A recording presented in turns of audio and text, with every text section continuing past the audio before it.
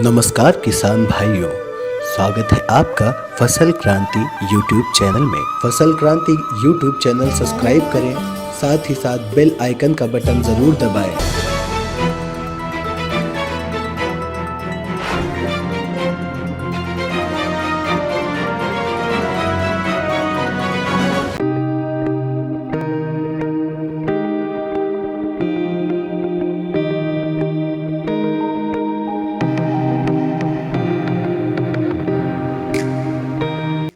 मैं आजाद सिंह पवार, निदेशक भारतीय कृषि प्रणाली अनुसंधान संस्थान मोदीपुरम मेरठ।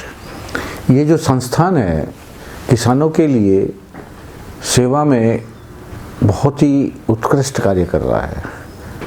सबसे पहले जो माननीय प्रधानमंत्री जी का स्वप्न था किसानों की दुगनी आय जो संभव हो सकती है वो कृषि प्रणाली के माध्यम से हो सकती है।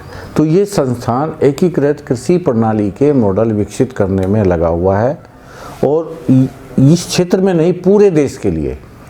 हम 2010 से इस कार्य में लगे और हमने पूरे देश के लिए 52 कृषि प्रणाली जो मॉडल हैं वो विकसित किए और इनके साथ साथ हमने किसानों के साथ भी तकनीकी विकसित की है।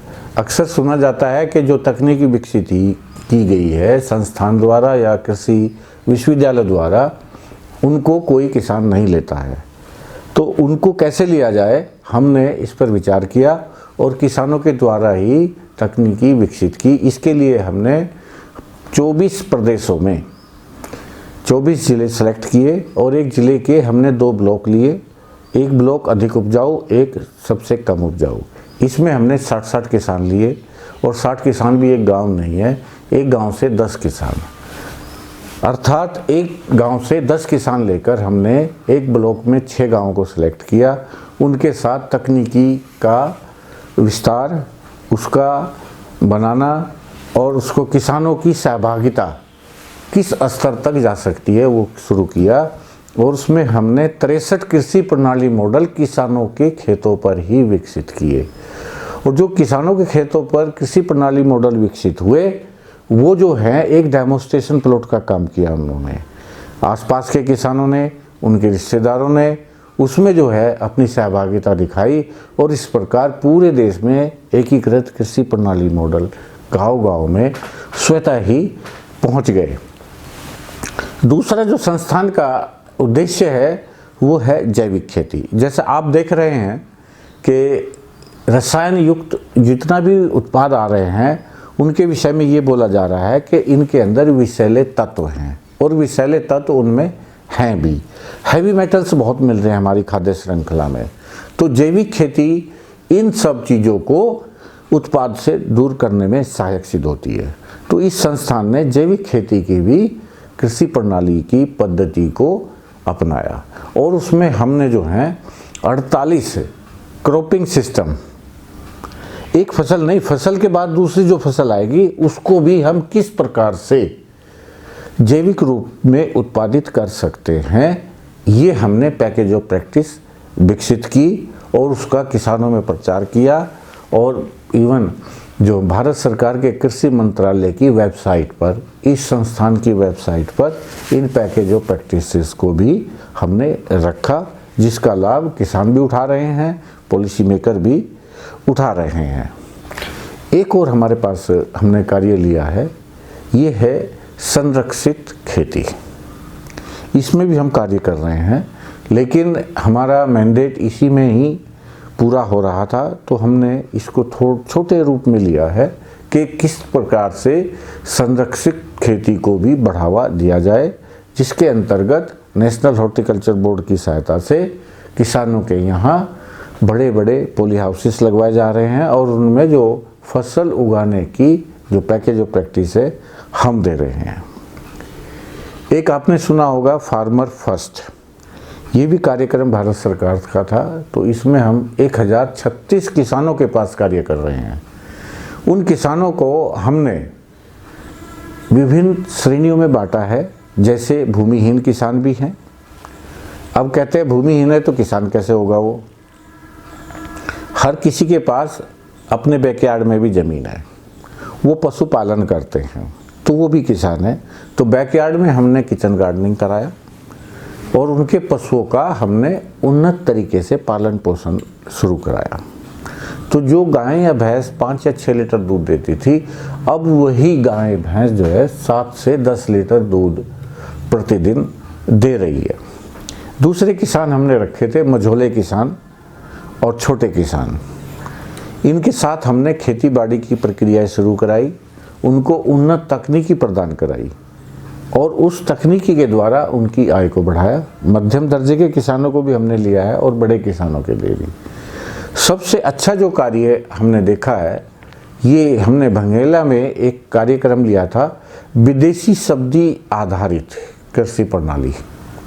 इसमें जो किसान है वो हमारे साथ सहयोग कर रहे हैं और उनको जो है आमदनी 3.5 लाख से 4 लाख रुपए प्रति एकड़ प्रति वर्ष प्राप्त हो रहे हैं सब्जियों से। इसके साथ पशुपालन है, दूध वो अपने लिए उपयोग करते हैं। मशरूम उत्पादन है, मशरूम उत्पादन से उनको 28,000 रुपये प्रति वर्ष की आमदनी बढ़ी है। तो जहां हम बात करते हैं किसानों की आय की कि दुगनी आय हम सुनिश्चित करें, हमने 3 गुना भी और 4 गुना आय बढ़ाने में सफलता प्राप्त की है। एक किसान ऐसे भी है, उनको हमने स्ट्रॉबेरी आधारित 3 टायर सिस्टम लिए हैं। पहले टायर में आजकल अगर आप देखेंगे तो वहाँ स्ट्रॉबेरी लगी हुई है और स्ट्रॉबेरी के बीच में शिमला मिर्च लगा दी गई है। शिमला मिर्च जैसे ही फलन में आएगी तब तक स्ट्रॉबेरी की फसल अपना कार्य कर चुकी होगी। जैसे ही फूल आने शुरू हों शिमला मिर्च में, तब हम उसमें करेला, लौकी और तोरई लगवा देते हैं। जैसे ही शिमला मिर्च खत्म होगी, आपका लौकी, तोरी और करेला चलता रहेगा। तो इस प्रकार हम उस क्षेत्र की, उस किसान की ज़मीन को एक दिन के लिए भी खाली नहीं छोड़ रहे हैं। अब इतनी सघन खेती हो रही है तो इसको न्यूट्रिएंट भी चाहिए। उसके लिए वर्मी कंपोस्टिंग का प्रावधान वहाँ किया गया है। जो उसके पास पशु हैं उनके गोबर से, फसलों के अवशेष से, सबसे हम जो है वर्मी कंपोस्ट बनाकर वहीं पर खेत पर ही उसका जो है न्यूट्रिएंट का मैनेजमेंट कर रहे हैं। हाँ, इसमें देखिए कारगर प्रणाली के रूप में जब हम एकीकृत कृषि प्रणाली की बात करते हैं, हमारी जो दिनचर्या के लिए और अच्छे स्वास्थ्य के लिए ज़रूरी है खाद्यान्न, जिसमें हम गेहूं, चावल और कुछ क्षेत्रों में ज्वार भी होता है, बाजरा भी होता है, ये खाद्यान्न फसलों में आते हैं। दूसरा होता है सब्जी उत्पादन। एक स्वस्थ आदमी को 300 ग्राम सब्जी प्रतिदिन चाहिए। उसमें 100 ग्राम वो पत्ते वाली ले, 100 ग्राम कंदमूल ले और 100 ग्राम जो अन्य सब्जियां लेता है। और कम से कम उसको 80 ग्राम फल प्रतिदिन उपलब्ध होने चाहिए। इसके साथ साथ उसको 250 मिलीलीटर दूध होना चाहिए। लेकिन यहाँ आप किसानों को देखेंगे आधा लीटर और 1 लीटर दूध भी वो प्राप्त कर रहे हैं प्रति व्यक्ति और उसको वो उपयोग भी कर रहे हैं। तो इन सब का जो प्रेशर जब आता है वो हमारे मृदा संसाधन पर ही आएगा।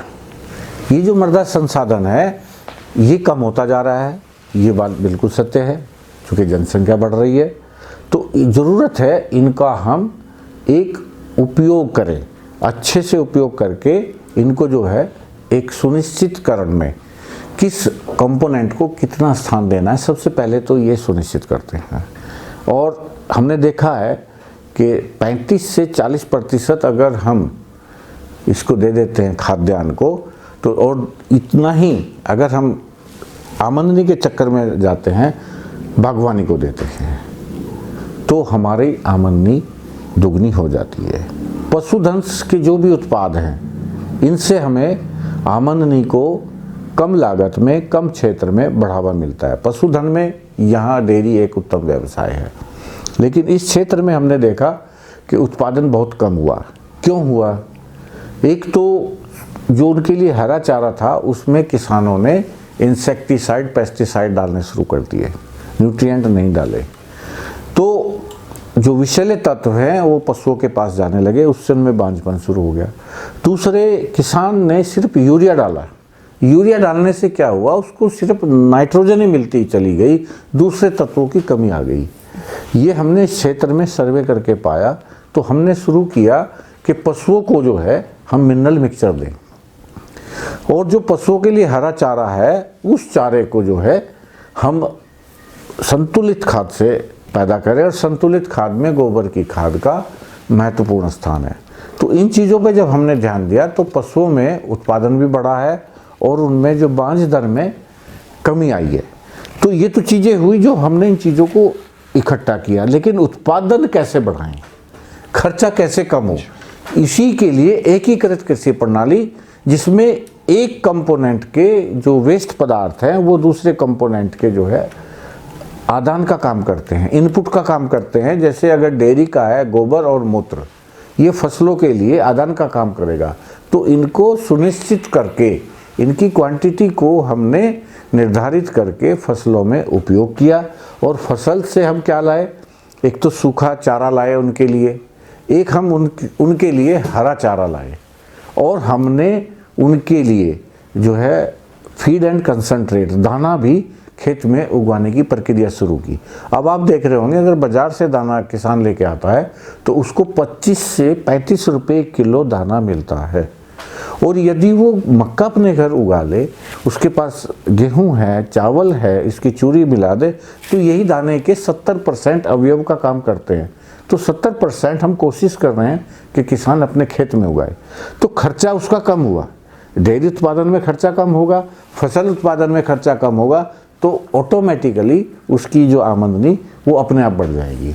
और हमने उन्नत तकनीकी को उपयोग करना है जिससे कि उपज उनकी बढ़ती जाए। अब आप देखेंगे इस क्षेत्र में जो गन्ने की प्रजाति है CO0238, इसका उत्पादन जो है 100 से 125 कुंटल प्रति बीघा तक आ रहा है।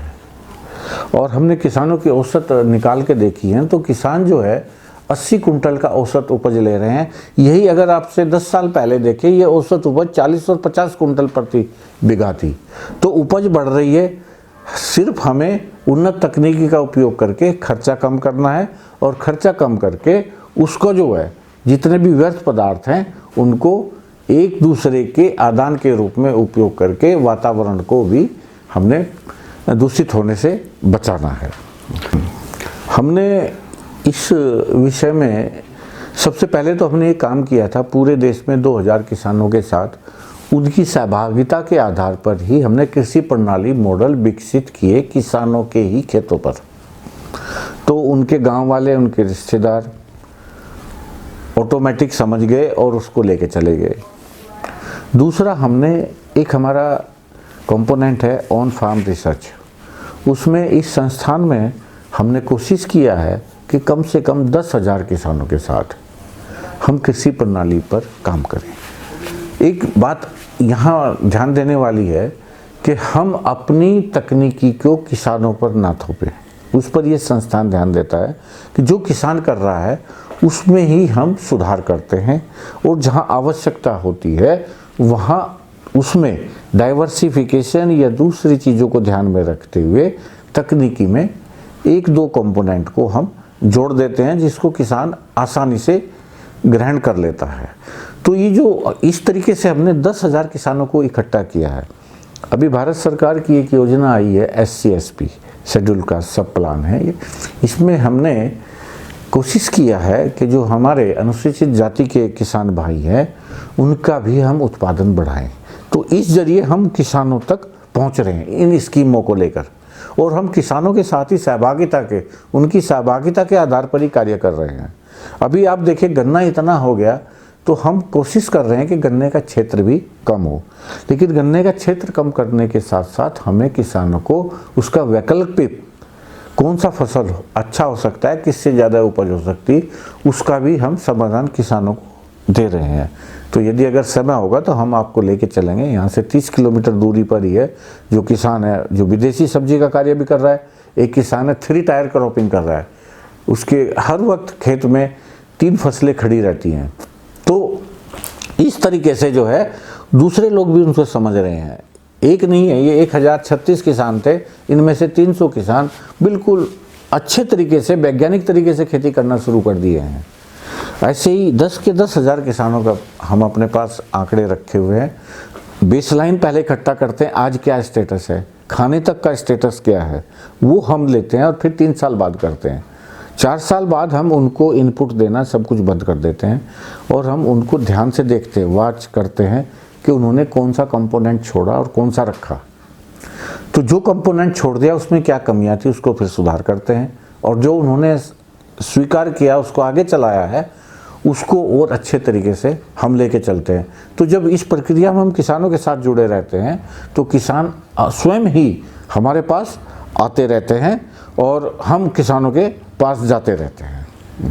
अक्सर किसान भाइयों के साथ एक समस्या रहती है कि जो वो ट्रेडिशनल वे में खेती करते आ रहे हैं उसी में चल रहे हैं अभी तक। हम चाहेंगे कि जो उन्नत तकनीकी विकसित हुई है उस तकनीकी को लेकर वो अधिक से अधिक उत्पादन प्राप्त करें, और जलवायु परिवर्तन जो आजकल विशेष मुद्दा है इसके अनुरूप ही तकनीकी विकसित हुई है, इसलिए उस तकनीकी को शीघ्र ग्रहण करके अपना उत्पादन बढ़ाएं, उत्पादन खर्च कम करें और जो वातावरण में होने वाला जो प्रदूषण है उसको कम करने में अपना सहयोग दें।